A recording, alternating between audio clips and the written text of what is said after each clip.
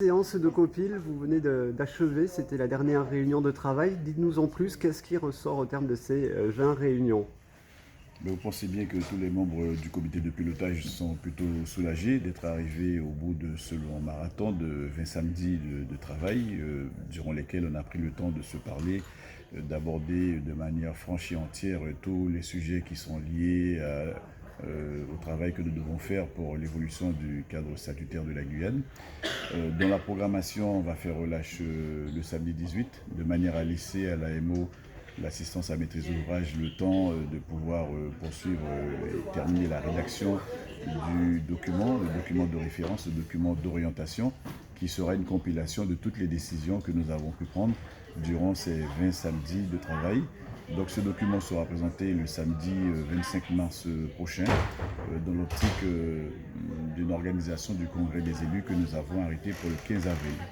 Alors, vous venez de justement donner là le calendrier, Gabriel Serville, en ce qui concerne donc ce travail. Mais quels sont les points qui restent encore à préciser? Alors, il y a effectivement deux points qui méritent des précisions. C'est celui concernant le Sénat coutumier, pour lequel le Grand Conseil coutumier nous avait demandé un délai supplémentaire. Et l'autre point concernant les districts, mode d'organisation administrative, pour lequel effectivement l'association des maires nous avait demandé aussi un délai supplémentaire afin que les maires aient le temps de statuer sur ce qui pourrait être leur proposition définitive. Nous espérons que ces deux points-là seront traités dans les délais, c'est-à-dire avant la présentation du document d'orientation du 25 mars. On fait confiance au Grand Conseil coutumier, on fait confiance à l'Association des maires pour que tout ça puisse se tenir dans le délai restreint que nous leur avons suggéré. Le Grand Conseil coutumier, il était réuni en Assemblée Générale justement à Grand-Santi il y a quelques temps de cela. Vous étiez allé. À part des divisions, il n'est pas ressorti grand-chose. Justement, est-ce que vous n'êtes pas inquiet par rapport à ce fonctionnement de cette institution qui semble être au point mort et avec des divisions entre notamment les Bushinangais et les Amérindiens qui semblent irréconciliables, et on en parle aussi pour la CEOG? Alors, je ne dirais pas qu'ils sont irréconciliables, je dirais simplement qu'effectivement, il y a un sujet assez particulier. Pour pouvoir le régler, il faudra mettre en place des solutions permettant d'échanger, permettant de favoriser le dialogue. C'est pour cette raison que je dois voir tout à l'heure le président du Grand Conseil coutumier afin de lui proposer une date qui va nous permettre au niveau de la CTG de rassembler tous les membres du Grand Conseil coutumier, de rassembler les capitaines, les chefs coutumiers, les organisations amérindiennes et bushinengués également, de sorte qu'on puisse avoir un débat franc, un débat respectueux pour pouvoir nous mettre d'accord sur comment nous allons aborder cette question sur le Sénat coutumier. Il est vrai qu'on a observé lors du passage à Grand-Santi que les Amérindiens n'étaient pas présents, ou alors qu'ils étaient très peu présents. On ne va pas s'arrêter sur cet écueil. Au contraire, je considère que notre responsabilité, c'est bien de relancer le processus, c'est bien de favoriser le dialogue, et la CTG va s'y employer dans les jours qui viennent. En ce qui concerne les districts, les maires, l'inquiétude des maires, c'est de perdre un petit peu des prérogatives par rapport aux structures existantes. Alors, les maires nous ont dit qu'il y a déjà une organisation qui est mise en place et qui fonctionne plutôt bien. Cependant, ils considèrent qu'il y a un certain nombre de petites améliorations qu'il faudrait apporter pour que cette organisation soit encore plus efficace. Donc, nous attendons simplement qu'ils nous fassent remonter ces propositions. Peut-être un petit mot sur la réunion de Guyane Rassemblement. On était là à Radio Pays juste avant à la conclusion des débats. Il y avait pas mal d'élus qui étaient présents également. Roger Aron s'y est passé, votre élu justement délégué à l'évolution statutaire. Qu'est-ce que vous retenez de cette réunion qui a eu lieu en même temps que du COPIL? Roger Aron a été invité en tant qu'élu chargé de l'évolution statutaire au sein de l'Assemblée plénière de la CTG. Donc c'est la raison pour laquelle il est allé faire un petit tour de présentation.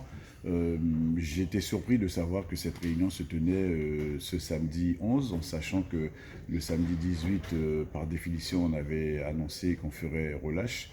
Bon, cela étant posé, si les orientations qui ont été données à ce rassemblement de ce matin vont dans le sens de ce que souhaite le COPIL pour l'évolution statutaire de la Guyane, je ne vois aucune difficulté à ce qu'on se mette d'accord à travers des modalités de communication qui ne soient pas identiques pour faire savoir le fond, le contenu de ce que nous envisageons de faire.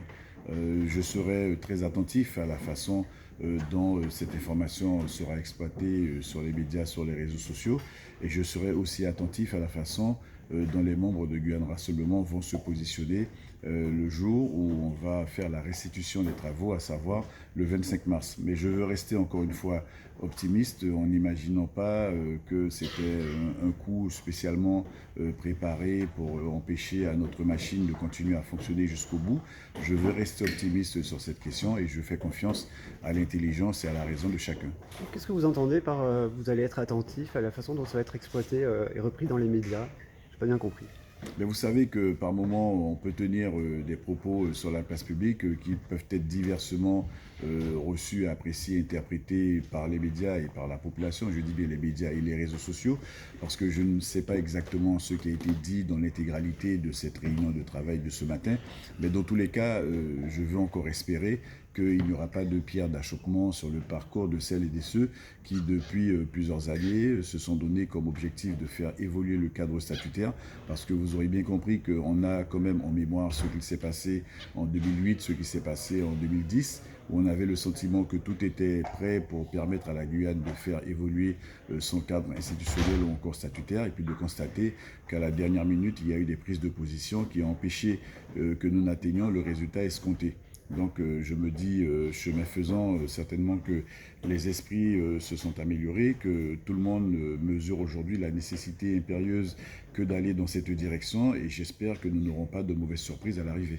Une question justement par rapport à ce colloque, la présence notamment du ancien vice-président du Sénat, le sénateur Georges Patient, qui a donné des éléments assez précis sur la fiscalité, et je sais que ça avait été un des points justement de réflexion lors des copiles et parfois des difficultés d'avoir des éléments. Est-ce que ça ne veut pas aussi dire que toutes les forces intellectuelles de Guyane n'étaient pas forcément assez représentées lors du copil? Toutes les forces sont invitées. Le sénateur Georges Patient est invité au même titre que les autres parlementaires, au même titre que les maires. Tout le monde est invité à participer au copil. Après, vous avez bien compris qu'on ne pourra pas contraindre les personnes, on ne pourra pas leur mettre le couteau sous la gorge pour les obliger à venir participer à ces réunions de travail. Ce matin, nous avons eu une très très belle démonstration qui a été faite concernant le marché des quotas carbone et les bénéfices que la Guyane pourrait en retirer.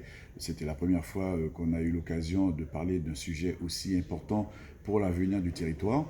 Bien évidemment qu'on aurait souhaité que toutes les forces vives soient rassemblées en un même lieu, puisqu'aujourd'hui on devait débattre de la question notamment de la fiscalité, et c'est dommage que les forces se soient séparées comme cela sur deux lieux différents. Mais le plus important résidera dans notre capacité à nous retrouver le 25 mars pour pouvoir présenter cette synthèse, et une fois qu'elle sera validée par le comité de pilotage, nous avons déjà commencé à établir un calendrier qui va nous permettre d'aller sur le terrain en direction de la population afin de lui expliquer les tenants et aboutissants de cette affaire-là, pour pas que la population de Guyane nous dise qu'elle a été squeezée, qu'elle a été évitée. Au contraire, nous considérons que dans l'optique d'une validation par les électeurs de Guyane de ce projet d'orientation et de la loi organique qui va suivre, il faut absolument que nous mettions en place une vraie dynamique de communication. Nous en parlons, nous sommes en train d'en définir les modalités pratiques, parce que nous considérons que la population doit être parfaitement informée de ce que nous avons fait et de ce que nous voulons faire.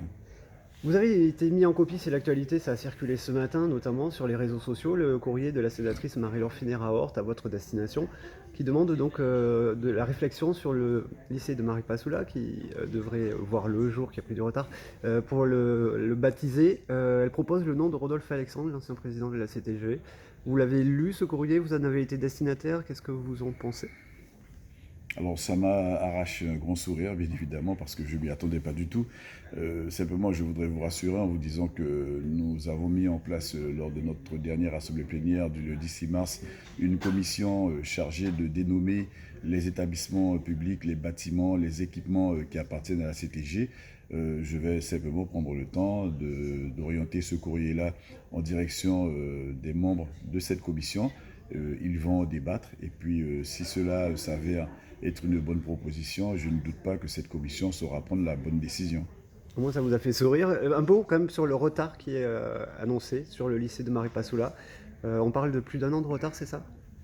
Ben, vous savez qu'on subit de très très forts aléas à Maripasoula, du point de vue de l'éloignement, du point de vue de la non-disponibilité sur place de certains matériaux de construction.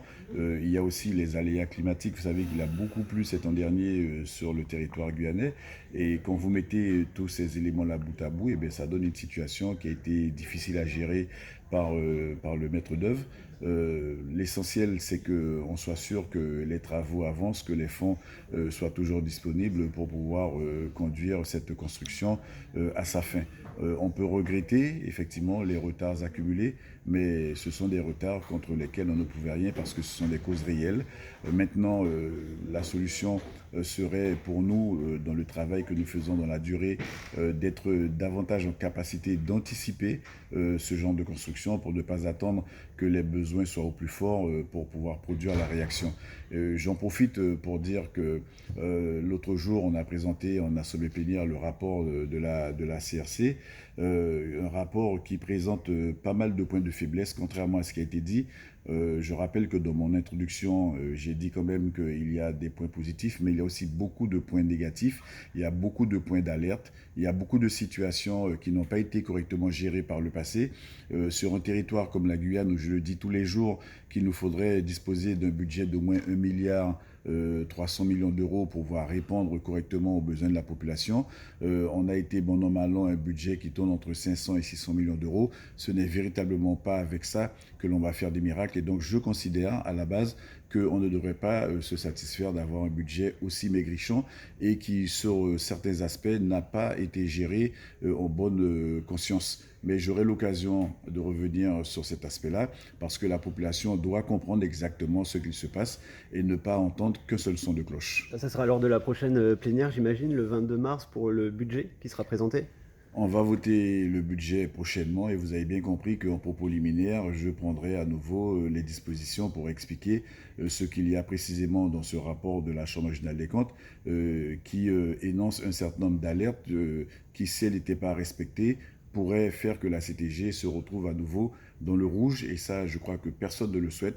Donc tout sera mis en œuvre exactement comme nous le faisons depuis notre arrivée en juillet 2021 pour que la comptabilité fonctionne, que les entreprises soient payées, que la population puisse être satisfaite des travaux que nous menons à son bénéfice. Mais je considère que sur ce point-là, il y a effectivement quelques éléments sur lesquels je vais devoir apporter des réajustements qui sont tout à fait nécessaires. Une dernière question liée à l'actualité, j'en profite. Hier, on était à la CEOG, vous avez vu la manifestation et les problèmes de violence qui ont eu lieu. Est-ce que vous appelez au calme? Est-ce que vous allez vous rendre? Comment vous voyez ce qui se passe en ce moment aux portes de Saint-Laurent au niveau du projet de CEOG? Je crois qu'on a déjà suffisamment appelé au calme et on se rend bien compte que cet appel n'est pas entendu.